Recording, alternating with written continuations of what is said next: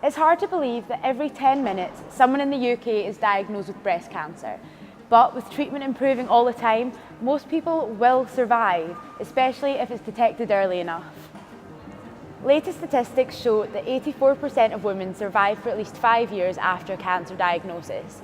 We all hope that one day that figure will be 100%, and here at Aberdeen we're working hard to get there. Basic science research underpins all medical discoveries, and that's what we really hope to be doing in the lab. So to be doing lots of basic research which can eventually translate into patient benefit. We'll be working very closely with the clinical teams here, the surgeons, the oncologists, the pathologists, to hopefully make that dream a reality. It's a long-term vision, it's not going to happen overnight, and I've got a 10-year plan to hopefully make that happen. It's a very multifactorial disease. It's not just one disease, there's many different subtypes of breast cancer, and while we're good at maybe treating the very common ones, we're not so good at treating the rarer types of breast cancer, and that's what we need to be focusing our efforts on. Breast cancer doesn't just affect women, it also affects men, and we'll be looking at how we can maybe better treat breast cancer in men as well as women. We're very fortunate we're co-located here on the Forster Health site where the patients are treated, so we've got great access to the patient surplus tissues, for example from the Grampian Biorepository. In order to study human disease we really need to use human tissues, and we're fortunate to be able to do that through the Biorepository.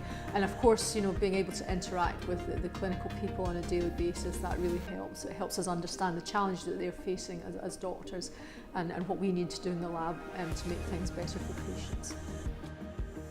The university has a very keen interest in understanding research into breast cancer, and the way the university's done that is to focus on the patient journey.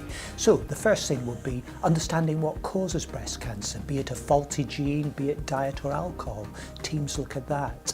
The next stage would be, if you have a breast cancer, can you diagnose it early? And we have teams looking at new ways, new techniques of imaging the breast, so we have the best possible chance to pick it up early.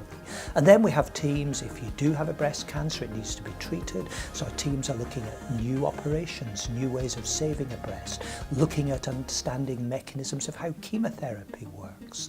And then if patients have gone through the treatment, it's really important that they're able to go back to a normal life, to be able to adjust to breast cancer. So we have teams looking at the best ways of supporting their patient and their families through this breast cancer journey.